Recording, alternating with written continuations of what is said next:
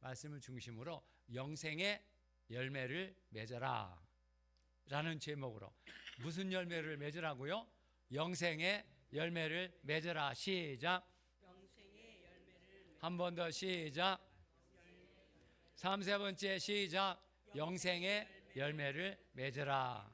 할렐루야. 기도하겠습니다. 하나님 아버지, 2025년 한 해를 이렇게 돌아보면서 하나님 아버지, 여러 가지로 주께서 우리를 축복해 주시고 지켜주시고 치유해 주시고 채워주시고 인도해 주신 거 감사드립니다. 많은 결실, 많은 열매를 맺게 하신 거 감사드립니다. 가정의 열매, 자녀의 열매, 사업의 열매, 하나님 아버지, 이렇게 세상에서 주님 앞에 영광 돌리며 살도록 많은 결실, 열매를 허락해 주시니 감사드립니다. 하나님 아버지, 이러한 결심과 함께 우리가 하나님 앞에서 더 분명하게 우리의 영혼 속에 맺어야 할 열매가 있사오니 하나님 아버지, 오늘 그 열매가 어떤 열매인지 알려주시옵시고 이제 그 열매를 다시 풍성하게 맺기 위해서 다짐하고 결심하고 돌아가는 이 시간이 되게 주님 축복해 주시옵소서. 하나님 아버지, 이자는 가리워 주시고 주님이 직접 주님의 말씀을 통해서 귀한 자녀들에게, 주님의 자녀들에게 말씀해 주시옵소서. 주님이 직접 말씀해 주시옵소서. 말씀해 주실 줄 믿사옵고 감사하며 예수님의 이름으로 기도하옵나이다. 아멘. 아멘.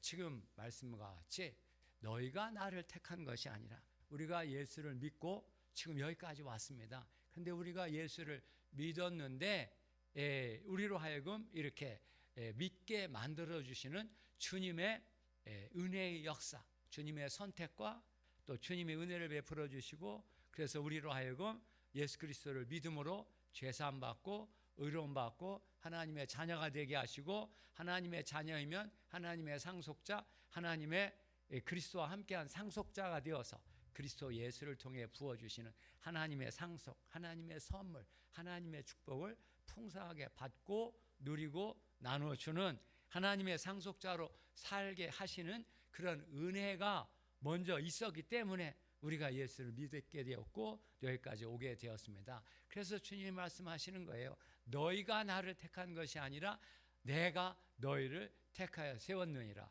할렐루야.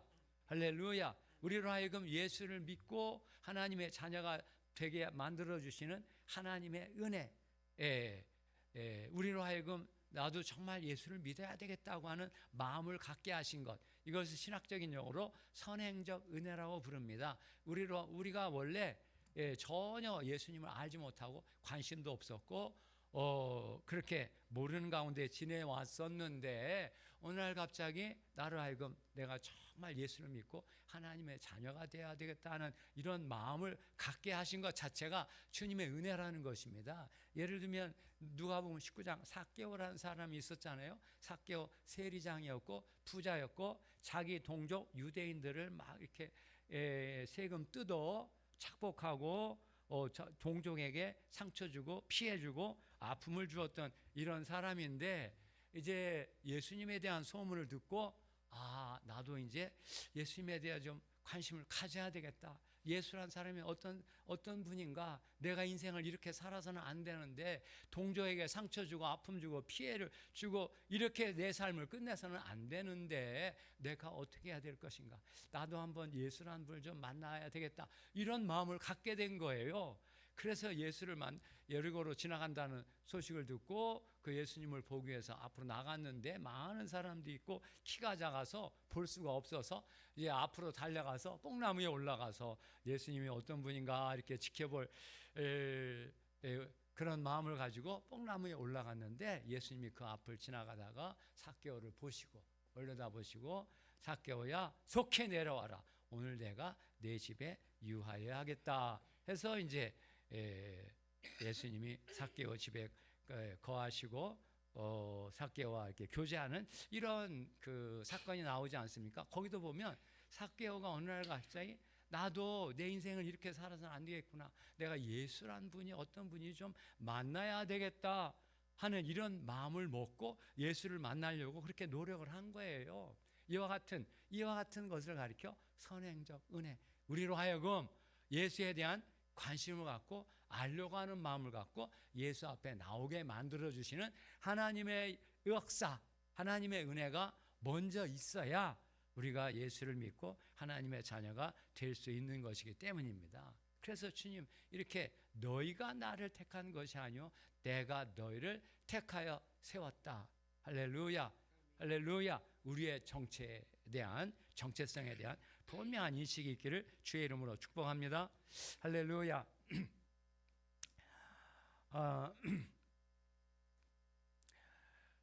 그런데 그렇게 주님이 우리를 택하여 세우신 목적이 뭐냐? 그 목적은 바로 너희로 열매를 맺게 하려 함이라. 열매를 맺게 하고 그 너희 열매, 여기 보면 너희 열매라고 부르고 있습니다. 너희 열매가 항상 있게 하여, 항상 있게 하여, 열매가 항상 있게 하여 내 이름으로 아버지께 무엇을 구하든지 다 받게 하려 하심이라. 그 열매가 있을 때 열매를 기초로 해서 내 이름으로, 예수 그리스도의 이름으로 아버지 하나님께 무엇인지 구하면 다 받게 하려는 이 목적을 위해 우리를 택하여 세우셨다는 것입니다. 그러니까 우리가 정말 주님 앞에 기도하고 그 기도에 대한 응답을 받기 전에 무엇이 있어야 된다는 것입니까? 바로 이 열매가 있어야 된다는 것입니다. 이 열매를 기초로 해서, 이 열매는 우리의 영혼 속에 맺어지는 열매인데 그 영혼 속에 있는 열매를 토대로 해서 예수 그리스도의 이름으로 하나님께 무엇인지 구하면 다 받게 하려는 목적으로 우리를 택하여 세우셨고 또 열매를 맺게 하신다는 것입니다. 그래서 이제 15장 7절에 보면 너희가 내 안에 거하고 내 말이 너희 안에 거하면 무엇인지 원하는 대로 구하라. 그래야면 너희를 위해 이루어질 것이다. 이렇게 말씀하고 있습니다. 거기서도 이렇게 아버지께 구하기 전에 뭐가 있어야 되냐면 너희가 내 안에 거하고 내가 내 말이 너희 안에 거하면, 너희가 내 안에 거하고 내 말이 너희 안에 거하면, 그때 이렇게 이제 거하는 삶. 제가 지난번 영동교회 창립 40주년 예배 때 와서 교회는 카타메노 공동체라는 말씀을 드렸잖아요. 카타메노 공동체는 어떤 공동체라고 했습니까? 각자가 다 예수 그리스도와 개인적으로 연합, 교제, 동행하는 사람이 되고 개별적으로 내가 먼저 예수 그리스도를 내가 영접하고 또 연합하고 교제하며 동행하는 이런 사람들이 되고 또 그 예수 그리스도 안에서 주님의 은혜 안에서 주님의 권위 아래에서 또 주님의 말씀 안에서 서로가 서로에게 연합, 교제, 동행하는 공동체가, 이 공동체가 카타메노 공동체라고 말씀을 드렸는데 거기서도 핵심이 연합, 교제, 동행입니다. 우리는 예수 그리스도를 믿음으로, 우리가 믿으면 주님이 우리 안에 우리 영혼 속에 들어오시니까 그 주님과 연합, 교제, 동행할 뿐만 아니라 이제 그 주님을 중심으로 해서 우리가 서로가 서로에게 그 영혼이 주님 안에서 연합하고 또 교제하고 동행하는 이런 공동체를 이루는 가운데 이루어지는 말씀입니다. 그래서 너희가 내 안에 거하고 내 말이 너희 안에 거하면 무엇이든지 원하는 대로 구하라. 그래야면 너희를 위해 이루어질 것이다. 그러니까 우리가 주님 앞에 구하기 전에 뭐가 있어야 된다는 거예요? 이 말씀, 레마의 말씀이 우리 안에 있을 때 그때 예수 그리스도의 이름으로 무엇인지 다 구하면 그때 주님께서 응답해 주신다는 약속의 말씀입니다. 그러니까 이렇게 우리 안에 이와 같은 열매, 결실이 있어야 그걸 가지고 주님의 이름으로 하나님 앞에 기도할 때 주님께서 응답해 주시는 것이고 또 그 응답을 받게 하기 위해서 이렇게 우리를 택하여 세우셨다는 말씀입니다. 할렐루야, 할렐루야. 우리는 정말 이러한 우리를 주님이 지으셨고 또 여기까지 인도하셨고 또 나로 하여금 그 예수 그리스도를 믿어 죄사함 받고 위로받고 하나님의 자녀가 되게 하신 목적이 무엇인지 하나님의 나를 불러 하나님의 자녀가 되게 하시는 그 목적이 무엇인지 분명해야 우리가 인생을 살아갈 때 주님 안에서 이러한 주님이 원하시는 열매가 무엇이고 그 열매를 풍성하게 맺는 삶을 살게 된다는 것입니다. 그러면 여기 이렇게 그렇게 주님이 우리를 택하여 세우신 목적은 열매를 맺게 하고 또 너희 열매가 항상 있게 해서 그 열매가 없어지지 않고 우리의 영혼 가운데 있게 해서 내 이름으로 아버지께 무엇을 구하든지 다 받게 하려 함이라. 이런 약속이 내 삶에 이루어지게 하는 이 열매가 무엇이겠습니까? 주님이 우리에게 주시려는 열매. 이 열매는 예수 그리스도께서 세상에 오신 목적과 또 직결되는 의미의 단어입니다.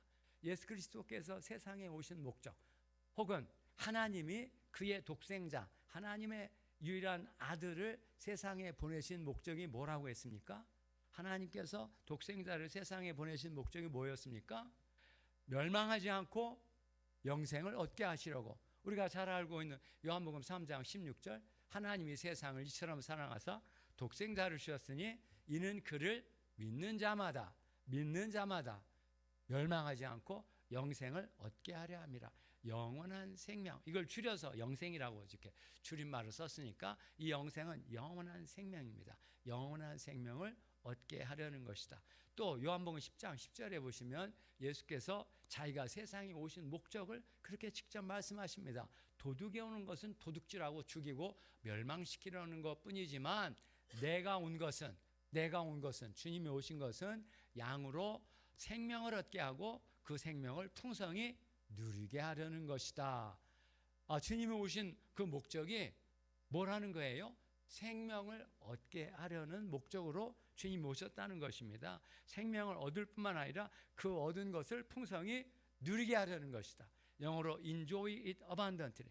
풍성하게 그 생명을 누리게 하기 위해서 주님이 오셨다는 거예요. 그러면 주님이 오셔서 우리에게 주시려고 하는 이 생명인데, 이 생명이라는 단어가 너무 이렇게 추상적인 의미의 단어입니다. 그 생명 안에 이제 주님이 우리에게 주시려는 축복의 모든 것이 담겨져 있는 테두리 언어고, 하나님의 축복이 압축적으로 다 담겨 있는 단어가 바로 이 생명이라는 단어입니다.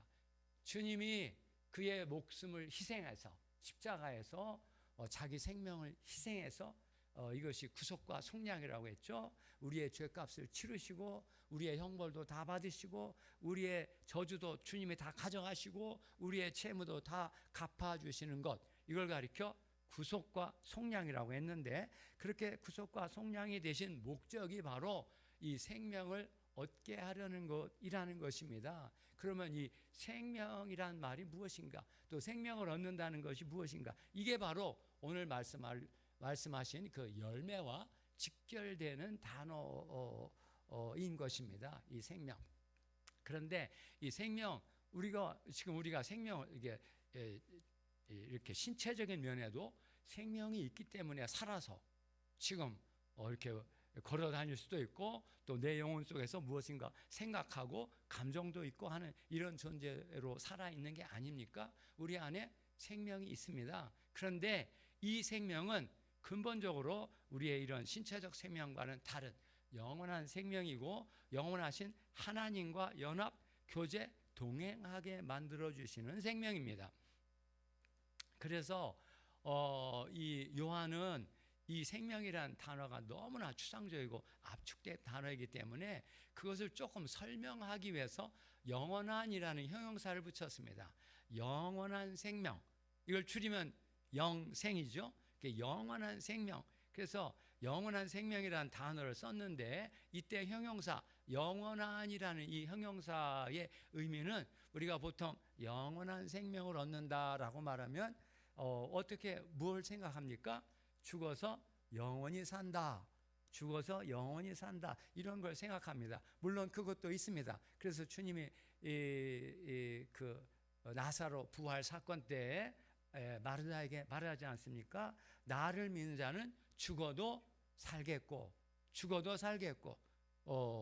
죽음 이후에 또 다른 영원한 생명이 이렇게 계속되는 이런 것을 말씀하시는 것이죠. 나를 믿는 자는 죽어도 살아나겠고 살아서 나를 믿는 자는 영원히 죽지 아니하리니 내가 이것을 믿느냐, 이런 말씀에서와 같이 이렇게 죽음 이후에 영원히 사는, 이것도 영생의 궁극적인 요소이지만은 더 중요하게 우리가 살아있을 때 이 영원한 생명을 얻고 그것을 누리게 하려 한다는 것입니다. 그럴 때 이 영원한 생명은 바로 영원하신 하나님의 속성, 하나님의 품성, 하나님의 품성으로 이루어진 생명. 그러니까 이 영원한 생명이란 하나님의 품성 속에 그 여러 가지가 있는데, 그래서 사도 바울은 그 하나님의 품성을 성령의 열매란 말로 표현했습니다. 갈라디아 5장 22절부터 24절에 나오는 말씀에 보시면 거기 성령의 열매 9가지가 나오는데, 그 9가지가 뭐였습니까? 지난번에 말씀드렸죠. 그걸 다 외워서 간직하고 계셔야 된다고. 사랑, 기쁨, 평화. 사랑, 기쁨, 평화. 이 사랑, 기쁨, 평화, 이러한 단어들이 다 이 속에 하나님의 생명이 풍성하게 들어가 있는 단어들입니다. 그러니까 하나님의 사랑이라고 할 때 하나님은 사랑이시다라는 이런 말씀으로부터 시작해서 하나님 자신이 사랑의 존재로 존재하신다는 것인데,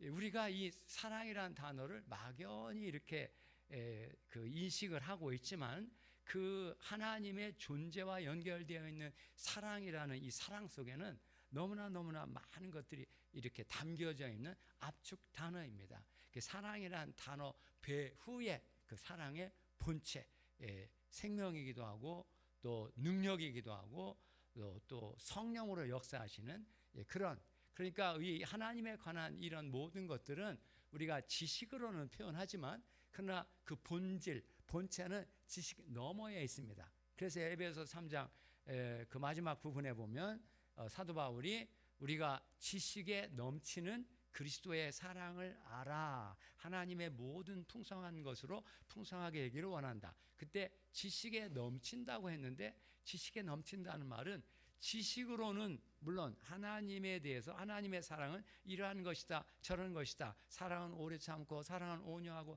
사랑은 악을 미워 하고 악에 동참하지 않고 뭐 이런 식으로 사랑에 대해서 정의를 이렇게 많이 내릴 수 있을지라도 그것으로 다 표현할 수 있는 게 아니다. 이 하나님의 사랑의 본체는 지식 너머에 있는 그런 성령의 존재로 존재하는 것이고, 또 생명이고 권능이고 영광이라고 하는 이런 의미를 담고 있는 표현입니다. 이런 식으로 사랑, 기쁨, 평화, 이런 것들이 다 우리가 우리의 영혼 속에서 초만하게 체험을 해야만, 정말 주님이 이렇게 자기의 아들까지 희생해서 우리를 죄와 죽음의 권세로부터 해방하시고 구원하시고 하나님 자녀가 되게 하시고 하나님의 축복 속에 살게 하시는 것이구나 라는 것들을 이제 깨닫고, 그걸 하나님 앞에 고백을 하고 주님과 동행하는 삶을 살 수가 있는 것이죠. 그래서 사랑, 기쁨, 평화, 오래 참음, 자비, 양성, 충성, 온유, 절제, 이런 성령의 열매로 나타나는 이런 것들로 되어져 있는 생명. 그러니까 이 영원한 생명이란 하나님의 성품, 사랑도 있고 거기 기쁨도 있고 평화도 있고 은혜, 진리, 자유, 치유, 회복, 부흥, 확신, 열정, 비전, 이런 말씀으로 다 표현할 수 있는 이런 모든 것들이 이렇게 다 그 속에 포함되어 있는 압축된 단어입니다. 영원한 생명. 그래서 요한의 예수님은 이제 영원한 생명을 이게 직접 정의를 내리시면서 요한복음 17장 3절에 영생은 이것이니 하면서 주님 자신이 정의를 내렸습니다. 영생은 이것이니 유일하신 참된 하나님과 그가 보내신 자 예수 그리스도를 아는 것이다. 유일하신 참된 하나님. 거기서도 이 형용사 유일하신 참된 하나님, 이 이 하나님을 이렇게 형용사를 통해서 표현하고 있는데 마찬가지 유일하신 참된 하나님, 유일하신 하나님은 유일한 하나밖에 없는, 세상에 많은 신들이 있고 주들이 있지만 우리 하나님의 자녀들에게는 오직 이 유일하신 참된 하나님만이 유일하신 하나님이요 만유의 창조자, 우리의 구속자, 우리의 주권자가 되시는 분이죠. 그래서 그 유일하신 참된 하나님과 그가 보내신 자 예수 그리스도를 안다. 그때 안다는 말도 그냥 지식으로, 성경의 지식으로, 신학적인 지식으로 알아가는 이게 아닙니다. 이것이 도움을 주지만 그러나 근본적으로 이 주님 자신의 본체는 이러한 지식 너머에 있는 살아계신 분이고 거룩하신 분이고 전능하신 분이고 영원하신, 이런 말로 이렇게 표현할 수 있는 그 본체의 하나님이십니다. 유일하신 참된 하나님과 그가 보내신 자 예수 그리스도를 아는 것이다. 이렇게 이 열매란 바로 이 영원한 생명에 담겨져 있는 그 하나님의 성품을 가리키는 이런 의미를 담고 있습니다. 그래서 이제 주님이 우리를 택하여 세우신 목적이 바로 열매를 맺게 하려 한다고 했는데, 그 열매가 바로 영원한 생명 속에 담겨져 있는 열매를 맺어야 한다는 것이고, 그 열매를 이렇게 간단하게 여러분들과 함께 나눈다면 지금 말씀드린 것처럼 사도 바울은 9개의 단어를 통해 표현했는데, 그 단어와 함께 사도 바울이 제시한 그 9개의 단어들과 함께 제가 이렇게 신약 성경을, 신구약 성경 전체를 연구하면서 저 나름대로 이 열매가 어떤 것이 있는가 이제 이렇게 연구를 해봤습니다. 그런데 이제 요한복음에는 이 주님 주시려는 그 가장 근본적 축복이 생명이라고 지금 말씀드렸고, 그걸 좀 더 구체적으로 표현하기 위해서 영원한 생명이란 이런 그 테두리 단어로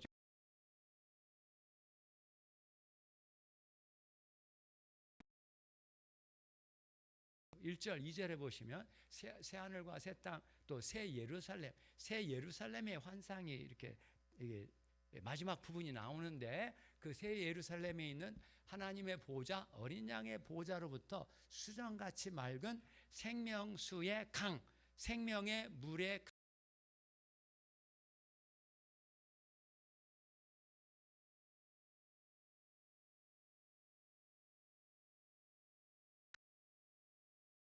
를 달마다 맺는다라고 말하고 있습니다.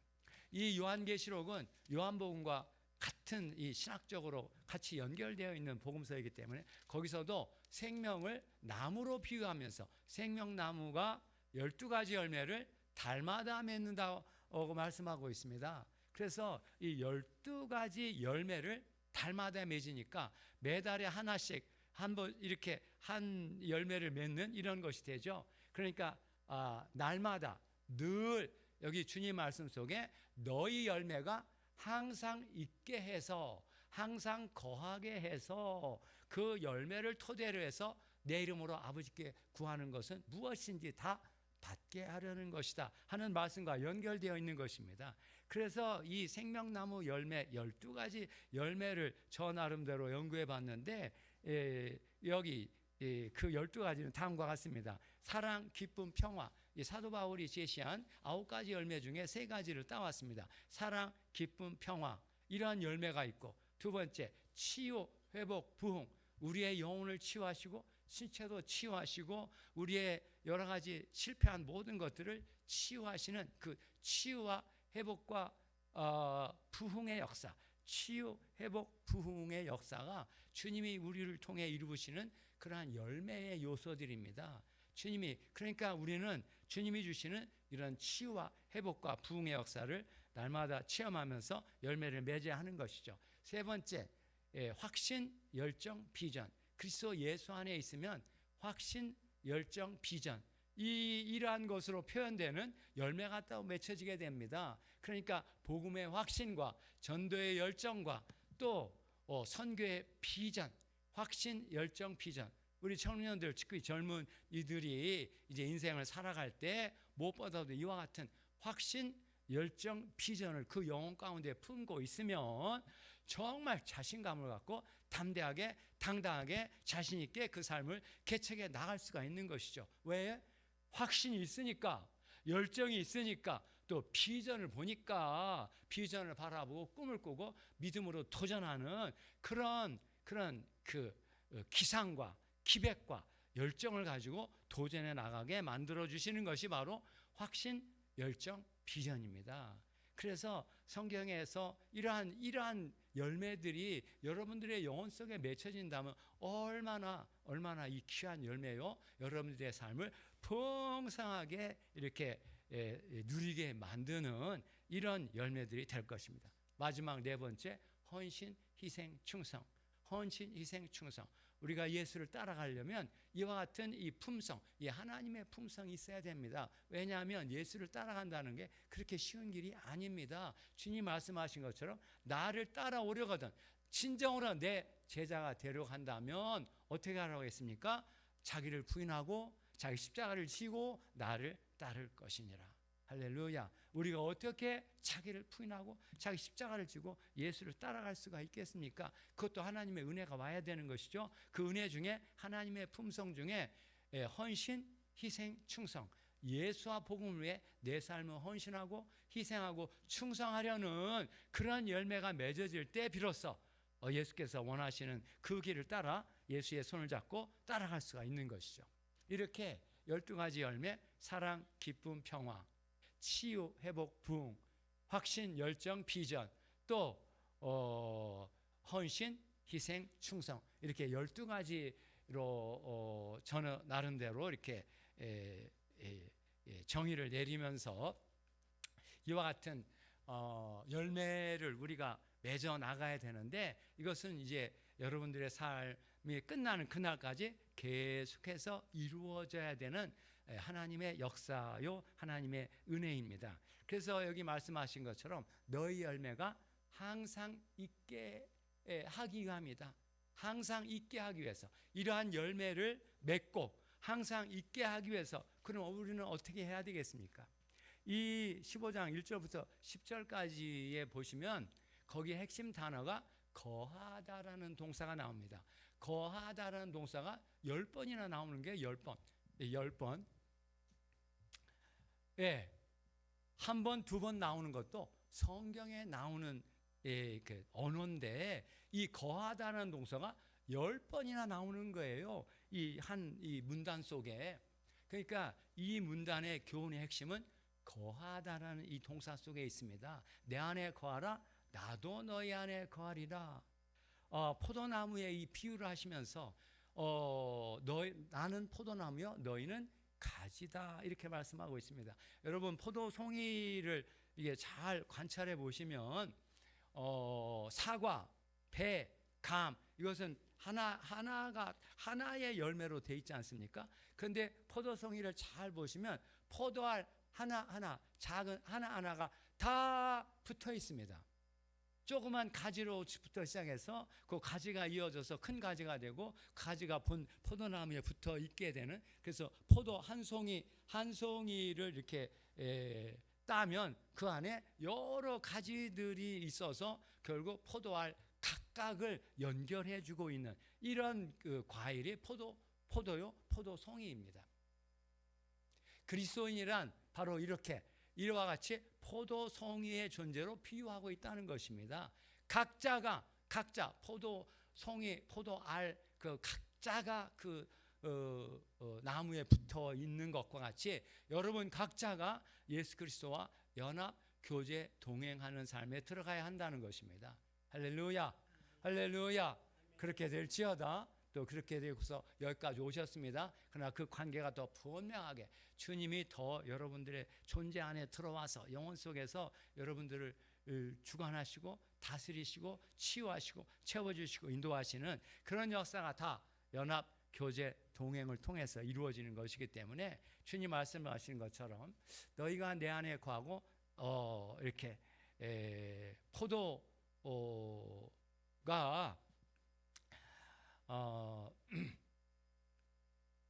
자기 스스로 가지에 붙어 있지 않으면 자기 스스로 열매를 맺을 수 없음 같이 너희도 내 안에 있지 아니하면 그러하리라. 우리는 포도 알과 같은 그런 존재이기 때문에 각각 주님 안에 붙어 있어야 되는 것입니다. 그래서 사람이 내 안에 거하지 아니하면 가지처럼 밖에 버려지나니 사람들이 그것을 모아다가 불에 던져 사른다. 그러니까 이렇게 열매를 맺기 위해서 여기 주님이 거하다라는 동사 10번을 통해서 말씀하고 있는데, 이걸 관추려 보면 세 가지 그 거하는 내용이 나옵니다. 첫 번째는 내 안에 거하라, 주님 자신 안에 거하라, 이런 말씀이 나오고, 그러면 나도 너희 안에 거해서 주님이 내 안에 내가 주님 안에, 이렇게 주님과 내가 서로 연합 교제 동행하는, 보이지 않는 주님인데 말씀을 통해서 내 안에 들어오시고, 그래서 나와 더불어 연합 교제 동행의 삶을 살아가게 된다는 것입니다. 요한계시록 3장 20절에도 그런 말씀이 있습니다. 내가 지금 문 밖에서 두드리고 있다. 누구든지 그 문을 열면 내가 그에게로 들어가 그로 더불어 먹고 그는 나로 더불어 먹으리라.